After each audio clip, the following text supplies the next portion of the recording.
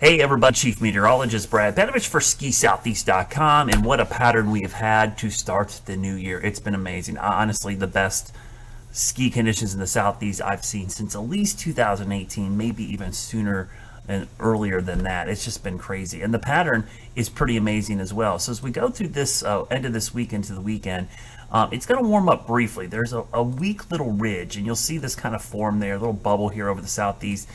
So a brief warm up and some rain, but you see all the cold air loading up here in Canada, getting ready to come south. And this is the biggest Arctic outbreak so far. A little lobe of the polar vortex comes down over Hudson Bay, and that will act like a big pinwheel. And what it'll do is once it gets there, it's just going to keep throwing down some cold air. So even after this shot comes down next week, you'll see it right here, really cranking up. It moves down, but here's the good news.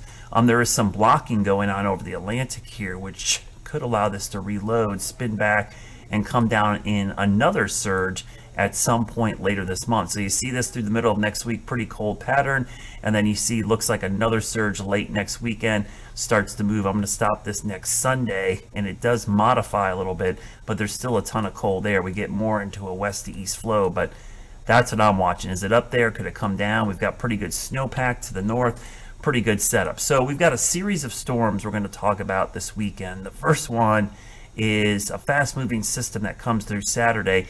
Could start as wet snow, but I think most areas of the Southeast are going to end up seeing some rain out of this, especially as the day goes on Saturday. But Sunday, the Arctic front arrives right about here, and you'll notice that the Arctic front starts moving in. We get some lake-enhanced flow as well as some synoptic flow. The Arctic front's here, so this could really squeeze out some pretty good snow, very efficient snowfall rates there because of how cold and dry the air mass is. I'm going to stop it right here for a second because one of the things I want to show you is this connection to the Great Lakes. Look at the flow. This is true Arctic air.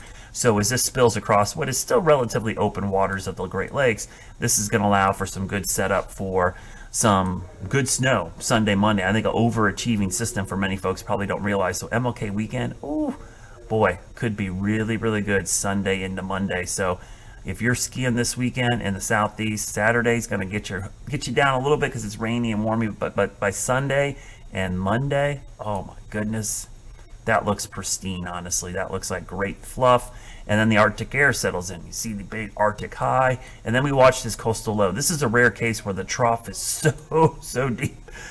Excuse me, that the low tracks so far south.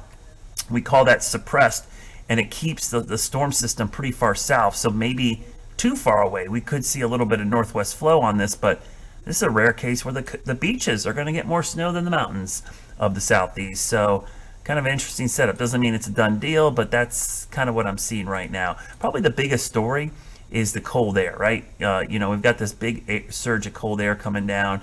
It starts really this weekend, and it starts pushing into the Southeast as we go through time. So by the time we get to early next week, that's when we start to really see the cold air come down. Temperatures, single digits, teens and 20s. I don't know why the animation isn't loading, but you get an idea. The temperatures are actually legit. Look at that, 16 below zero up there in Columbus. So really cold air, ideal snowmaking. So any melt that happens this weekend could easily be recovered in short period of time with this cold Arctic air. Here's your natural snow.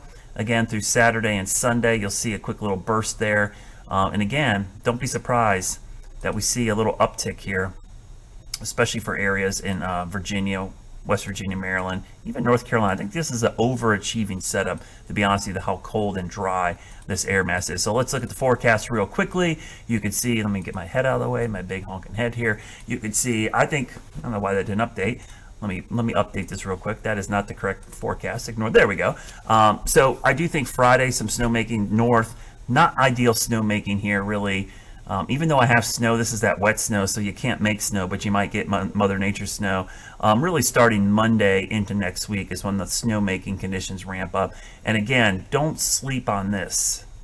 This could actually end up being pretty good totals that pile up late Sunday into Monday. So if you are skiing this MLK weekend, you picked a great weekend. It's always a great big ski weekend, but with the conditions we've had the last couple of weeks and what's heading our way this weekend, perfect. This is a great time to go skiing. I told somebody today, I said, if you ever wanted to pick up skiing or give it a try, this is the year to do it in the Southeast because it's great conditions and you can get back to communities that were impacted by Hurricane Helene. So get out there and ski, and as always, think snow. We still haven't had that one big winter storm, a big synoptic system. Great northwest flow, especially for West Virginia this season, but still wait for that big storm. We've got time. We're all going into the middle of January, which is peak season, right through the middle of March.